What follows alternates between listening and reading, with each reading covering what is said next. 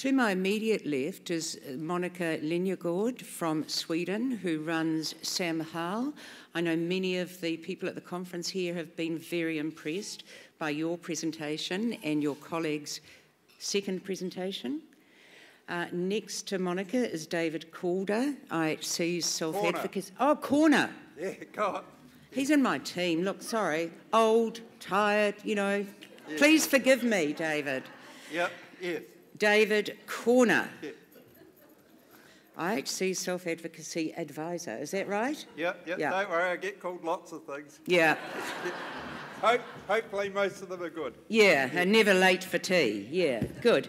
Okay, next to David is Sally Powell from the Bedford group in Australia, and people who attended that workshop came away very impressed with the Bedford story and your role in that, Sally. Thank you.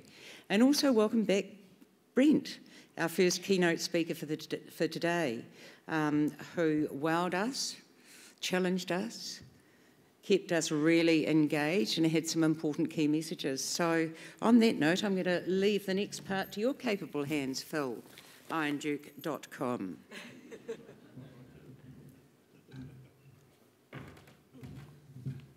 Actually, iron-duke.com, by the way, iron-hyphen. If you go to ironduke.com, you hit a football team. Sorry about that. I tested it. That's life. Well, thanks for that. I'm going to stand up here, if I may, only because if I sit down, I'll fall asleep. It's been a hard week. I'm just going to, at least I can tell you the truth. What we're going to do is have a little conversation, but we're going to do something that I've never done before, and therefore is bound to be a problem. But anyway, we're going to give it a go. We're going to start live writing some of the actions that we should take as a result of what we've seen over the last couple of days. And it won't be a particularly logical list. I might work with Trish Grant or Grat. I'll get her name wrong too. Trish Gran. We might work on making that list a little more logical in the days following the conference.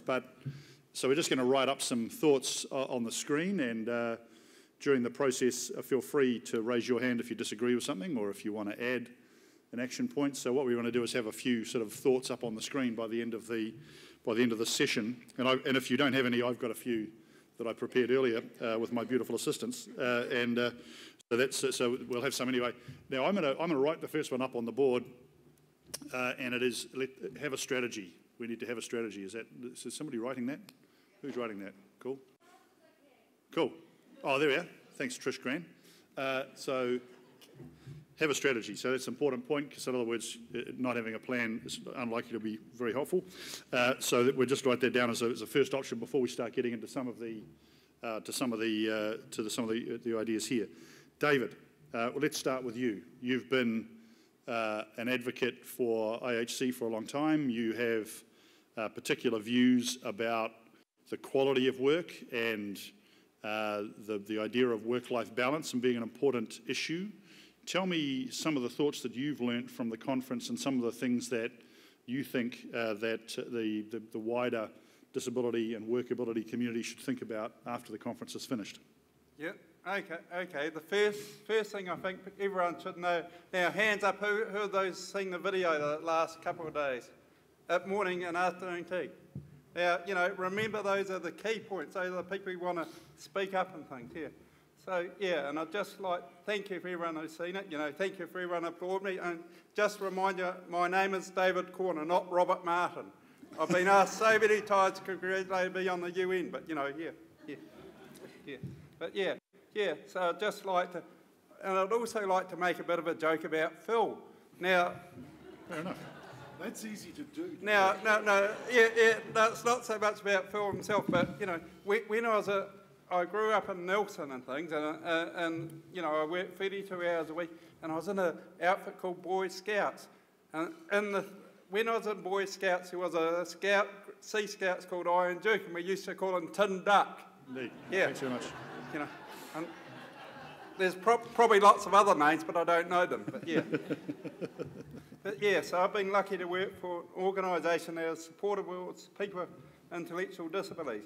So I have a good working relationship with my work colleagues, grateful for the help and support and advice they give me. even though we don't always agree on things. As you know, Trish and I didn't agree on my name. Yeah, yeah, yeah, yeah, yeah. I have a person who supports me to do my work through job support funds through WorkBridge. So, you know, WorkBridge is really good. They help build a bridge to work through, you know. Yeah, yeah. So before I had a job, I did lots of courses through work and income, or WINS or whatever they are, you know. At one stage, we used to call them dishwash, Department of Social Welfare and things, you know. Yeah. You know, and we used to call them losers as well, so, you know, wins and losers, so, you know, yeah. I don't know whether we were the winners or the losers, though, with them, but yeah, yeah, yeah, yeah. So, yeah, so I'm actually going to talk about why is work important, you know, work-life balance. Now, I've got a challenge for you all. See if you can stand on one leg for the whole time. No, you can't. Well, that's a challenge, because we talk about a work-life balance, you know. Work is really important to everyone, you know, because I'm lucky to have a job and the help and support, you know, I can be up here today. You know, if it wasn't for work, I wouldn't be up here speaking and things. Some people probably wish I wouldn't be here, but yeah. But we often talk about work-life balance. You know, so work is a 4-letter word, remember that, you know. It's not job, which is stands for just over broke, so it's work. Yeah, yeah, yeah, yeah. So if you take away work, you lose the balance, which is a large part of life as well. This can lead to people feeling down and depressed and not caring and looking after themselves. So people don't often know when they're feeling down and depressed, as most people assume that's part of their intellectual disability. So that leads to giving opportunities, you know. Opportunities, you know, in earning money, finance. Having some money to be able to go and spend, you know, whether it's at the casino or at the pub, you know, or at the movies or going on a trip and things, you know, or buy an engagement ring or friendship ring, yeah, yeah, or owning a house, friendships. Friendships are very important, you know, networking, you know, we all need friends, you know, even us Kiwis and the Aussies and that are actually friends, believe it or not. Except for when it comes to the rugby, yeah, yeah, yeah, yeah. So it's actually having a sense of belonging in the community and things, yeah. Sense of belonging, you know, we've all got a sense, we all belong here, you know. It's having the money to be able to afford to go to the doctor and the dentist and the hospital and things. Because our health is really important, you know, we've got to look after our health, you know. We've only got one life and things, yeah. And we need transport to get around, and for lots of us we need money, so, you know, so that's really important. So work gives people with an intellectual disability a sense of belonging in the community, other people in the community. It's having the money for transport and saving as well as bills. Enables them to keep in good health by being able to afford to go to the doctor, dentist, and live in a well-maintained house. Gives them opportunity to visit their friends, families, and join in things as a part of the community. And one of the things we've got to remember that people can work, you know. If you tell a person enough times that they can't work, they'll believe it in their head and you'll never get them, you know. Correct. So we've got to say we can do it, you know. I mean, look at Katrina and look at those people in that video. They're the leaders of tomorrow, so yeah. That's all. So it's just remember work-life balance, you know. We need both, you know. Just like love and marriage, horse and carriage, and then work and balance, you know. Yeah, yeah, yeah, yeah, yeah. So it's part of life. Well, thanks, David. Thank you.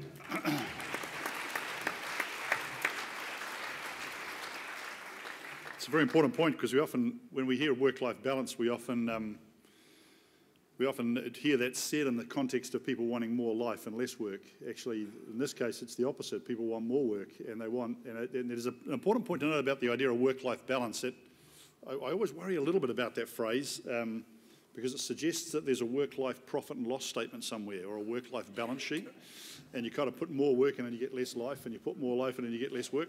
It's not quite like that in my view. I mean, my propensity and capacity to work will be different to yours, and my enjoyment of work and the way in which it interacts with my life is different to you. And so I prefer to call it work-life soup. So it's work and life has a whole bunch of ingredients in it, and sometimes if it doesn't taste right, you need to change the ingredients, but you can't do one without the other, and it's all part of the same kind of tasty mix at the end of the day. And that's the important point David's making. If a big part of this thing is not available or not present, called work, then no matter how much you try and do the soup, it's not going to be as tasty as it might otherwise be, and certainly not as expensive. So it's a great point, well made. Can I add to that thought that that desire to work, that idea of saying, please don't tell us we're going to be excluded through the welfare system or through anything else. We need to say those things much more powerfully to politicians and to the public and to employers than we do today. Don't think that by giving us a benefit or putting us away somewhere, you've done your societal job. Actually, the society's job is to get us a job so that we can contribute. So there's an important point, I think, to note for policymakers about a desire to work.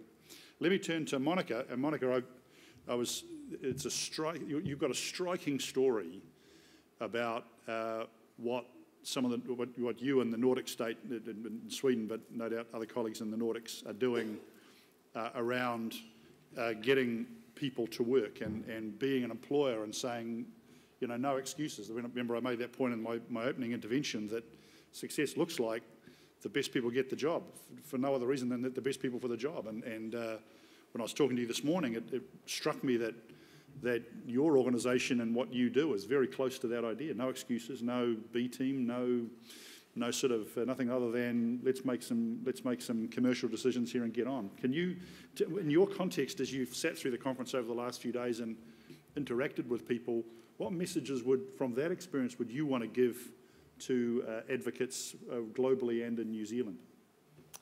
I think that the whole, so to say, disability industry, if I may call it that, we all talk about the same thing, the need for getting employers to employ our people. So year after year, we're talking about these employers that should welcome our people, and we talk about, their abilities and they want to work and all that. Well, I think that in Sweden, we kind of got tired of that and said that, if we can't make employers employ people who are different, let's create those works ourselves. So Samhall is a huge company, and we're just a company like anybody else. Running for business, making contracts, being extremely commercial, extremely customized, putting, at least 50% of our efforts to win contracts, large facility services contract, large manned services contracts. And by doing that, we create work for our employees. So we kind of solve the problem. And I think that, we should talk more.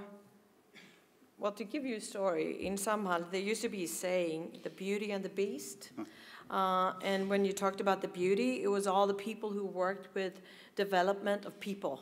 That was the nice thing to do, to see the ability in people and push them and motivate them to do good things. The beast, that was all the sales guys who took all these contracts in and forced our employees to work. But, that was back in the 80s. Yep. And now we realize that that's completely wrong. Without our customers, there's just no work. And without work, there's no development. So now it's the beauty and the beauty. And to find that balance between development of people and delivering on contracts, I think to find that balance is extremely important. Yeah. And to be able to push people to say, we know you have, issues, or you had issues before you came to Samhall, but now, this is a company, and you're here to work, and we want to, gently push you to work, because it's important, because we have a customer, promise out there, and they are actually paying for this. So come on, we're a team now, let's do it. So I think that we need, as an industry, find a better balance between personal development and the people's business and the commercial part. Tell me how many of your employees go on to find work elsewhere? Yes, out of the 24,000 that we have on board today, 1,100 is the target we have that should leave us. We're going to over-deliver on that target this year, so it will be an 1,100 plus. A lot more people are leaving us every year. I mean, some get retired, and some people get back to school, which is just as good. So we have a turnaround of about 5,000 to 6,000 every year. Perfect, wonderful. So we were talking this morning about the change from a care culture to a job culture. Is that what you think is going on here? Could you describe that thought? Could you bring out that thought for me? Well, I think it's important that you, the guys that work for us, we have, I think that the culture and the leadership is essential to deliver. And we don't pity our employees. We offer them an opportunity, and we want them to grab that opportunity. But it's all focused around our customers and making sure that we deliver on customer promises. So it's, you're here to work. You're not here because you're disabled. You're here because you can work. And I think that that's an important mind twist. We don't talk about the disabilities. We talk about the ability and what you can do. So, if there's stuff you cannot do, that's not a problem because you have colleagues that can complement you. And we were talking this morning about the role of government. So one of the important points I think is that you treat, correct me if I'm wrong, government as a co-investor. Really, you don't say to government, hey, you need to help us. You say we're going to do some of this work ourselves. You can do some of this work. So how do you treat the whole government funding piece and the government support piece? I mean, we have a government that support us for. I mean, we have a mission. And so to say, it's a contract with the government, and we should deliver on different targets, and we do that.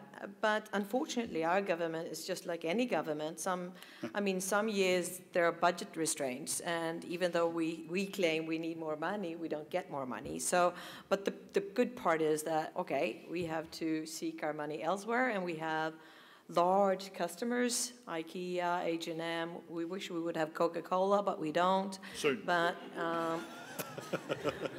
I think that they will find the good part in Samhall as well.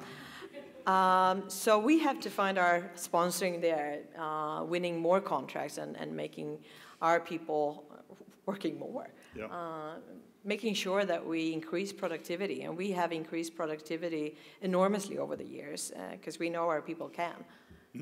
So there's an important point there about don't expect the government to come to the rescue, because governments are bureaucratic and they have a different, I don't disrespect government by any means, but they have different motivations, they have politics around them, they have lots of different things going on in their funding bubbles. So, if you can reduce your reliance on government and become less of a supplicant and more of a partner, then you're in much better condition. Can I also add one other thought off the back of what Monica's been talking about, and that is this point about, a very important point being brought out here about, if you get your first job, you're more likely to go get your second job and your third job and your fourth job. So the first job really matters. And one of the challenges I would toss out to the disability organisations in the room, no matter where you're from, is to see if you can't walk the talk there. See if you can't give people with a disability, using that same kind of concept, it's a job culture, their first opportunity, so that they can go to the next employer and the next employer and the next employer. So are you confident you are walking the talk around employing people in the way that you would ask employers to do? So maybe you are, maybe you're not, but I think we should record it, because it's if you're not doing it, employer looks at you, they're going to say, well, how come you asking me to do things you're not doing themselves? You're not walking the talk here. So I think that's an important point. Sally, welcome over from Australia. It's great to have you here, mate. And we were talking this morning about the idea of thinking about individuals and trying to motivate people, not because they're a product, and the way government services often treat people as product for obvious bureaucratic reasons. I don't think that means their own kind, but government services often work out that way. Talk to me about the importance of individual thinking about the role of the whole person. Thank you. It's great to be here, and tough gig. I've been given a hard time about the rugby all day, and now Monica's starting to pinch our customers. We do look after Coke. It's cricket. It's cricket that wasn't season. in the contract when I agreed to this. Yes, he's mine. The individual's really important, and it's a great question. For those of you that were in the room this morning when my colleague Marnie and I did the presentation, you would have heard us talk a lot about how we do that. And traditionally, we run under a government program model. If there's a place available, you can have it. If you don't want to do that, or if it's not at that site, too bad. Take it or leave it. That really one size fits all. And so Bedford's recently introduced an intern and cadetship program where we give people an opportunity to explore a full range of career options, because in our sector, traditionally, it's been a job for life. So our Orange Brick Road program takes people through an opportunity to explore lots of different elements of careers in whole distinct industries that they may not have even considered. They might be interested in the outdoors, but they don't realise that there's hundreds of jobs in that environment, and the Orange Brick Road gives people an opportunity to do that. And the whole focus on that program is finding out what people with a disability want to do. When I grew up, I wanted to be a psychobiologist and a doctor, and then I was going to go into advertising. People with disability have the same dreams and aspirations. And looking at some of those videos today from the Education Minister, it's really exciting that the next generation of people that we have coming through are so aspirational. So our job is to really get inside their heads, tackle some of those barriers that parents and families and carers may have in terms of what's safe and what's not. We talked this morning about dignity and risk, finding out what people want and then really tailoring an opportunity for people to explore career pathways, not just for their first job, but then to be thinking about their second, their third, their fourth and their fifth job, just as we would in our lives. Yeah, it's a very important point. So it's a really useful follow-on point from Monica's points about it's about work, but Sally's point is, like all of us, you'd hope that everybody would have the capacity to be self-actuating about that, to say, actually, I prefer to do this, or I've got a particular interest in that, or my passion is this, and treat people with a learning disability or with other disabilities in the same way that we'd hope our kids would be treated just normally. So very important point. Once again, that's about government as a support partner rather than you being a supplicant, you being some sort of victim of what government's going to do to you, and sort of the lack of differentiation that government or other people might bring to the table. Brent, let's bring you quickly in. There's sort of two themes I wanted to talk about with you. First, Brent and I first met 300 years ago. Yeah, we've known each other for so long, Brent and I, that when we first met, we both had hair and a bright career ahead of us. So it's a very, very long time ago. But we met at what was then the Auckland Employers Association, what's now EMA, and we've both worked in business organisations, in other words, collective organisations, for a very long time. I've just left my job at Business New Zealand. Brent just left his job at the International Organisation of Employers, based in Geneva. So we're here at a workability conference, Brent, a collective of organisations, and you and I are both familiar with some of the challenges, the political challenges, the organisational challenges, the funding challenges of those kinds of organisations. Talk me through your view about how you make those work. What do you think great members look like? How do you think these organisations can run best? What kind of value can they add? What should they focus on? Yeah, I'll answer a bit of that, but there's a couple of things I want to put in front of that question in a way. Typical. In a helpful way. Collective organisations become lazy organisations. Yeah. You set yourself up and you can run along quite nicely without actually anticipating much change. Phil and I worked for an organisation, the Auckland Employers Association, which in 1991, with the adoption of the Employment Contracts Act, destroyed itself. Yep, that's right. It took its raison d'etre away. We were a collective organisation that collectively represented employers. Everyone had to belong to us if they wanted to have a voice. We had a seat at the table not by right, but because of the system. By law. So when we changed the Employment Contracts Act, we destroyed our own business. We got out of the way of our members in order for them to enjoy a more robust, modern industrial relations system. So in terms of collective organisations, you have to think from time to time, do we need to reconstruct ourselves? Do we need to make sure that we are fit for purpose for the needs of our constituency? And here your constituency is the disabled community, not employers like we had. And so, again, if you want to be successful in the future as a collective organisation, you must meet the needs of the membership, of the people you serve. And I've been sitting here for the last day and a bit thinking about that, because New Zealand is a small community, and there are a lot of organisations. And when you think about how you want to present yourself as a disability community, are you doing it the right way for the future? Is there room really to continue to have a myriad number of different groups? Because to an employer, when they're looking at disability, that's what they're looking at. They're not differentiating on intellectual or physical. They want to be able to engage with an organisation that gives them almost a one-stop shop as to where to go. So for me, listening over the last few days, that's what I would think is part of the strategy, is you need to come up with a shared strategy. Listening to the Ministry of Education, you need one voice in these debates. You can't have many. If you have many, you've lost. Because they will pick the voice they like the most, the voice that's the weakest but they think is representative, and you will lose every time. And again, our organisation that Phil and I were with, we actually went through as a reconstruction of ourselves, mergers with other organisations to solidify and focus that voice so government had nowhere to go but to us. And we controlled the voice and the messaging. So going forward as a disability community, I would really urge you as you look at your strategy, make it a shared strategy and be bold. One of the things we asked ourselves back in 1991 was, if we were building this organisation again, would we have built it the same way as the one we had? The answer was no. We needed a completely new structure. That's frightening. It challenges vested interests. It's incredibly uncertain. It's risky.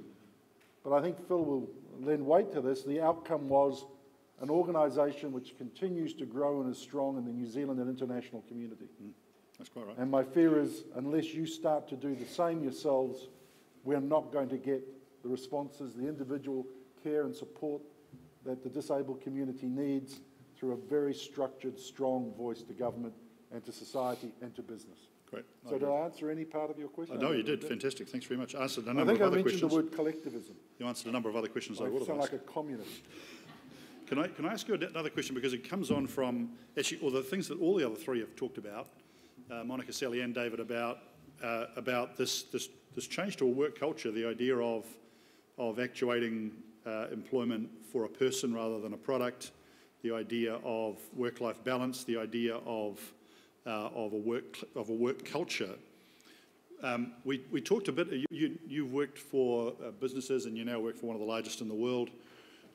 Talk me through about how you think disability organisations and others should approach employers and business people in attempting to create a good relationship. Because I've had a number of conversations with people in the room, as you have, as we all have over the last few days.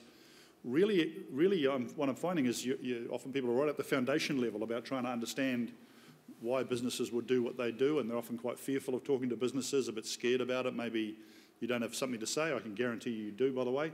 But Brent, talk me through a little bit about some of the ways in which you would think, if someone was approaching you, what would they be saying and doing which you would find compelling? Well, again, it's being part of the solution rather than coming with a problem. I mean, business in terms of the issues around diversity, as I said in my address this morning, is largely dominated at the moment, for good reason, by the gender issue. You need to make diversity in terms of disability the hot topic. So you need to think of some language and some engagement points with business that helps you do that. And the UN Guiding Principles on Business and Human Rights, when you look at the Universal Declaration of Human Rights, you look at the two supporting covenants, and if you look at the UN Convention on the Rights of People with Disability, you do have an entree point, because business is keen to be seen, as I said, to be an active and proper part of society, particularly if you're a consumer-facing brand. And they will be interested if you're coming to say, listen, we understand with regards to the UN Guiding Principles of Business and Human Rights that there's some diversity issues and challenges you need to deal with. We can help you with that. We have some solutions for you. Here is what we do and what we can contribute to make it easy for business. Because the trouble is, business is so busy in business. There is a heck of a lot of noise that business listens to all the day. And we get a lot of approaches, as you can imagine, as the Coca-Cola company, to support all sorts of different good causes. Those good causes support are becoming more difficult to support. You need to be able to get the support because you're contributing to the business. And in the disability space, I believe, particularly with the new language that business is now engaging in, you have an entree point that you can leverage to get that attention. I think that's right. But I've been making the, it's not a joke actually, but maybe it's a challenging statement for you over the last few days as I've listened to some of the conversation. People don't get jobs because they've got rights. People get jobs because they've got skills. They've got something to offer. So that language of connection, using some of that engaging framework, I think is quite important. Not giving up the rights. I'm not suggesting you don't have them, but that's not the reason someone's going to employ you, frankly. So those are useful points. What I'm going to do is there a microphone over there? Have we got a microphone, sir? What I want to do is just open up the floor if anybody's got some thoughts. Otherwise, I'll carry on up at the top table. But I'm going to guarantee you the brave and noble people in this room will have some thoughts and some conversations and some questions of the panellists, which I haven't warned them about, by the way. So they're all a bit frightened and scared right now. They might be asked a question they don't know the answer to. No comment. That's right. Any That's questions? A business response. Well, comments? Anybody else want to put something up on the board that they think is important for the organisers of the conference to take away? So there's a speaker down the front here. Oh, there's one with the red hat on, and then one in the front. Okay, so the red hat. So that's person down there. Thank you, sir. Thank you, Ladies first. Thank you, ma'am. It's hard to see you on the light, ma'am. Sorry.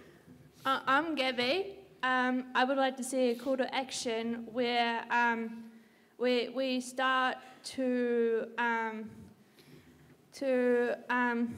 actually develop a shared collection of going forward for employment for individuals that are AAC users, argumentative and alternative communication, that are highly capable of working in the sector as well and creating jobs going into the future, rather than looking just at big company, like big shelter, not shelter, but workplaces where it might not meet a lot of our needs, but that whole sensory environment, office, department, kind of social media, a lot of AAC users could do.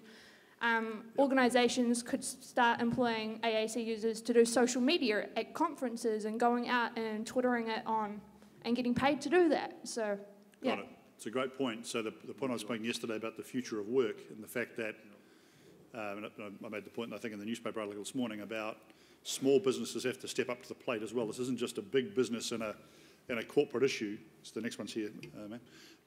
This is actually, so that's a really important point about encouraging people with a disability to be entrepreneurs themselves, to start businesses, to not think about a job as just an office job in some corporate or in a factory somewhere, to actually think about how they might activate their own employment and the employment of others around them, and how they might actually operate in small businesses, either collectively or individually as well. So a very important point. And one of the things we find, Brent and I have done this work globally, one of the things we find in conversations about marginalised and disadvantaged groups, often it's the traditional workplaces that they're excluded from.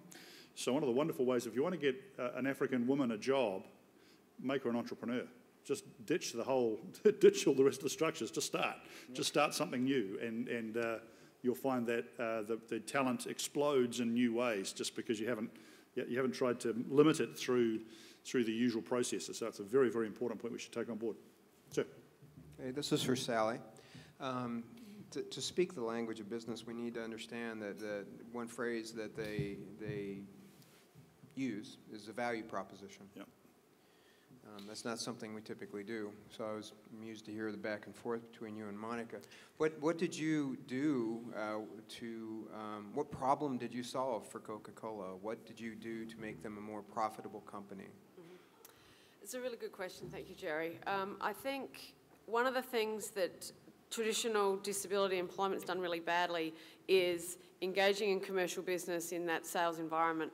We tend to go in with nice presentations about who we are and what we do, and as you've so quite rightly articulated today, in many respects in that sales environment, business doesn't care. What they want you to do is solve a problem or go away. They're very busy, they're no different than you, they're running multiple meetings, it's hard work.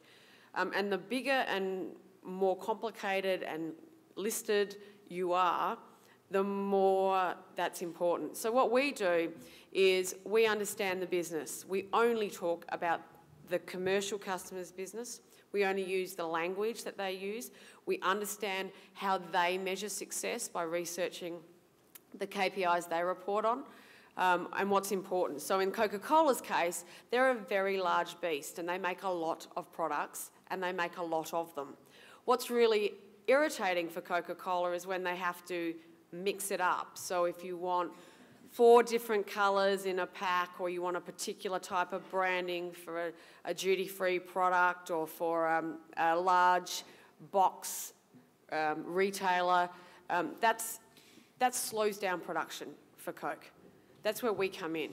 So we add value to them. They can offer much more flexibility in an environment where they can't do it themselves. And so we've intimately become part of their supply chain. We work with them with their marketing. We look at how we can add value, reduce cost, and save time. And most importantly, how we can launch to market quicker than anyone else. So you're saying that you do the things that are too complex for Coke? Yeah. Anything that's hard, anything that mucks up their business, and it doesn't matter whether you're trying to place a person into a regular business environment as an open employment employee, or whether you're providing a commercial service as a supported or sheltered enterprise, you have to do something that they can't do for themselves or take away a problem. If you can take away pain, you win the business. And to be honest, I mean, just on that point, every bottling plant in the system has that challenge. What do you do about the small trader that needs a mixed pallet or half a pallet or small box loads of different products? Because we're producing 40,000 cans a minute on some of the high-speed lines.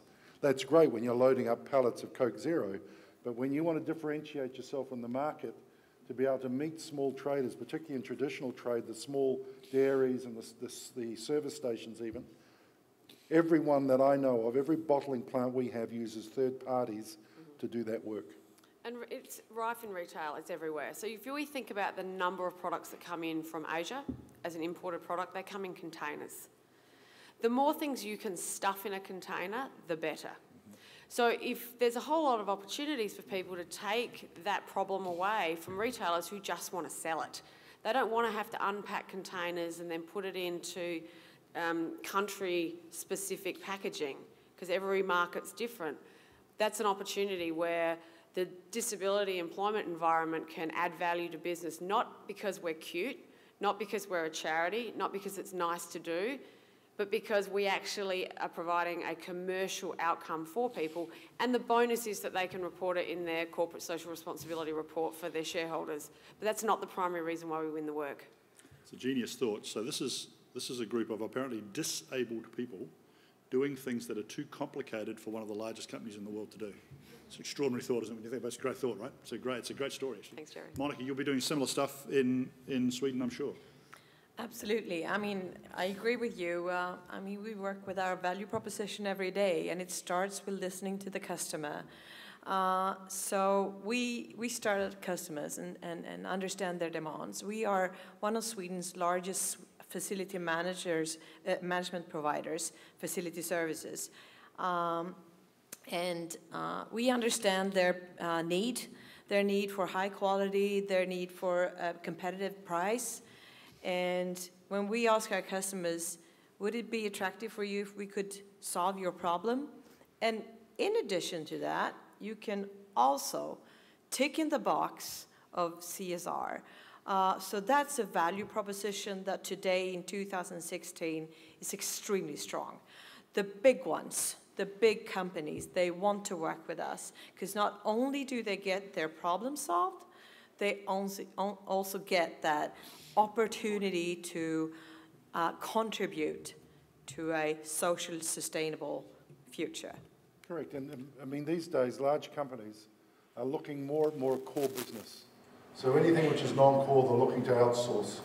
There's huge opportunities for the disabled community in engaging in any one of those different sorts of outsourcing, be it a call centre, be it the packaging, be it transport, be it delivery to small traders, be it whatever. There's huge opportunities there. Again, because you're taking care of a problem. Who else has got some thoughts? It's genius stuff there. I hope you're all listening up. That's very, very important wisdom for you.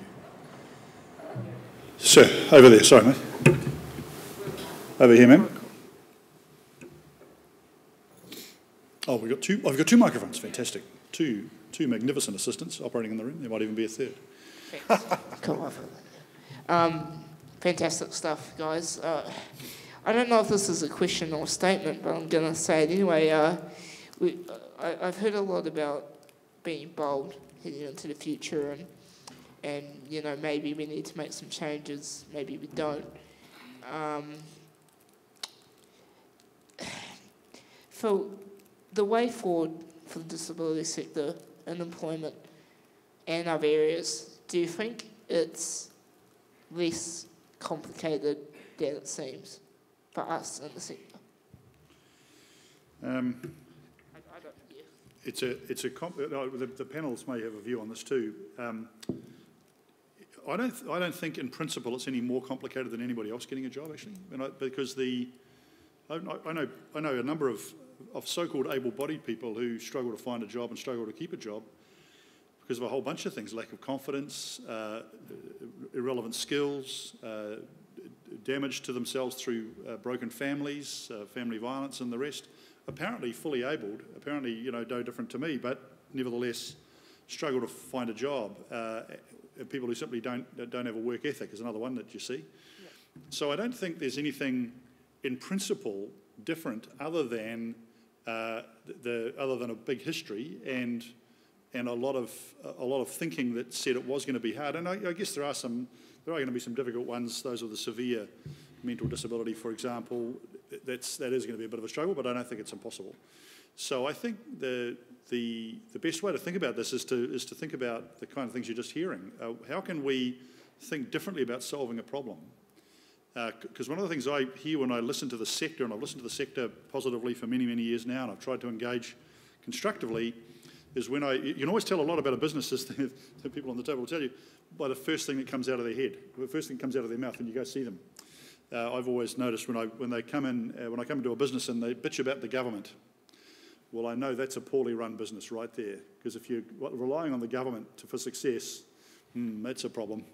And I say this as an ex-lobbyist, right? So I would talk to them about the government. If they start talking about their business and how good their business is and how much it could be better if only the government could, then I know this is a good business, largely. I mean, it's sometimes wrong, but largely that's the case. In other words, if they're confident about their contribution and they see government as a partner and an interlocutor, and a partner and an interlocutor that's sometimes ineffective, well, that's a much healthier thing than blaming it all on the government or saying you're some sort of victim of the government.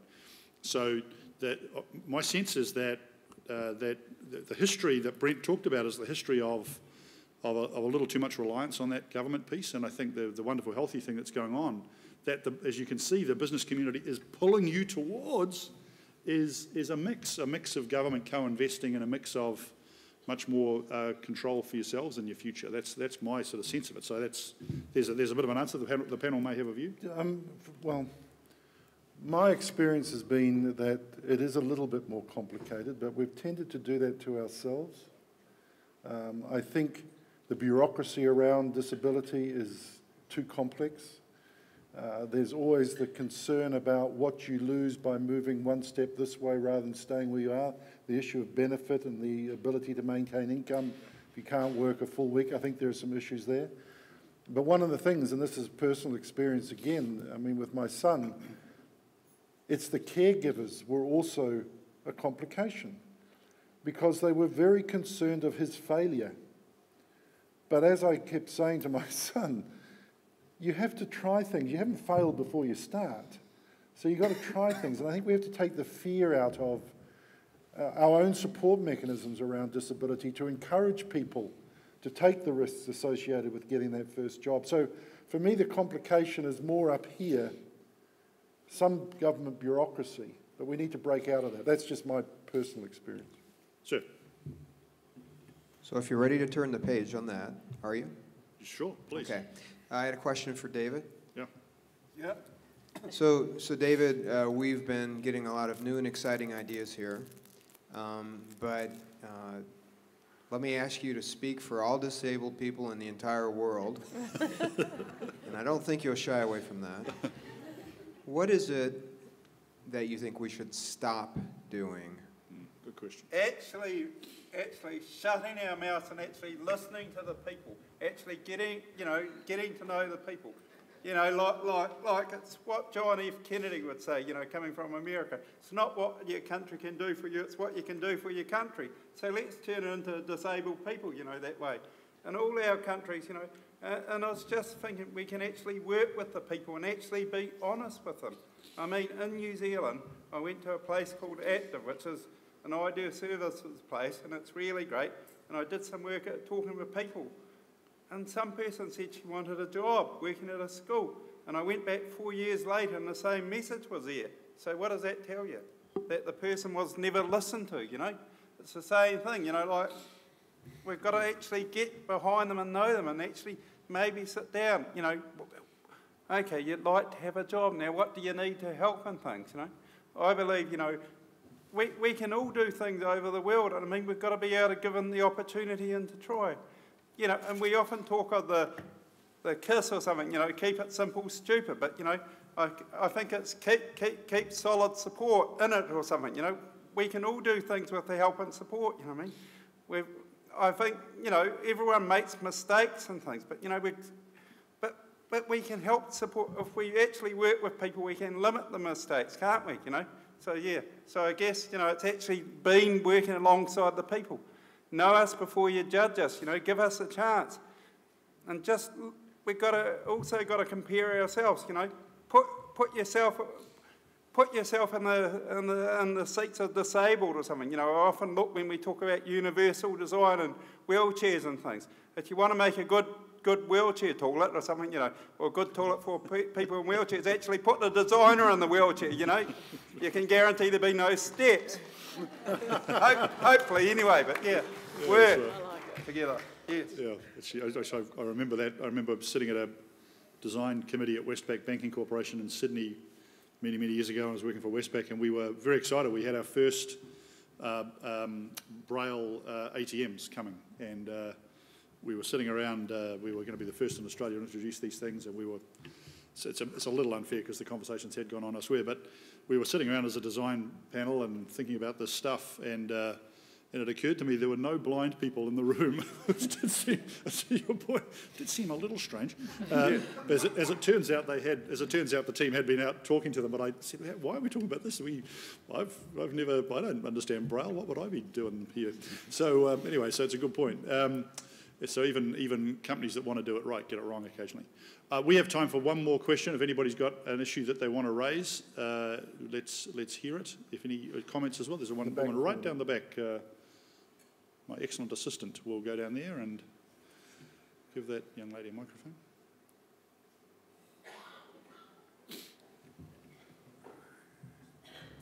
Thank you, ma'am. Thank you. We'll keep the young lady. I'm Tracy from Idea Services, and yeah, I couldn't agree with you more, Phil. Idea Services is a really large employer, and we actually pay contractors for a range of services. And yeah, I believe we could and we should do a lot better to actually explore opportunities for people with disabilities within our own organisation. We actually need to be walking this as much as actually expecting businesses externally to be looking at employment opportunities for people. Thank you. That's exactly correct. I'm going to ask if the panellists have any final comments, and then I'll quickly wrap up to enable you to get on aeroplanes or taxis or whatever you want. I'll start with you, Brent. Any final comments? No, I don't think so. I mean, everything has been said, but not quite by everybody yet. But no, I think that's enough. Sally? I think it's been a really optimistic conference. I think if we're taking away one or two little gems, it was time and money well invested, and the area of employment for people with a disability is really hard. It's complicated. It's never going to be any different. But I think if collectively we can work together, share these ideas, and have a lot of courage, the future's looking really positive, and I'm excited to be a part of it. Great. David? I guess that the biggest challenge we've got, we've all talked about making it work. Now we've actually got to get out and make it work, and actually work with the people, because there's only about, I think there's about 300 or 400 people here, but look at the rest of the country. We've got 4.5 million, I think. So we've got to actually get out and talk to the people. Don't just preach, oh, I've learned all this at the Workability. Maybe just share it with them and actually work and help them to support, you know. Get behind and put all what we've learned. Remember, you know, Coca-Cola, you know, I'd like to teach the world to sing, you know. Well, it's like I'd like to teach the world to work in perfect harmony or something, you know. Yeah. As a Nike would say, just do it, you know. Get out, do it, you know. The IHC marketing expert now. And Monica, any final thoughts? I might need a job.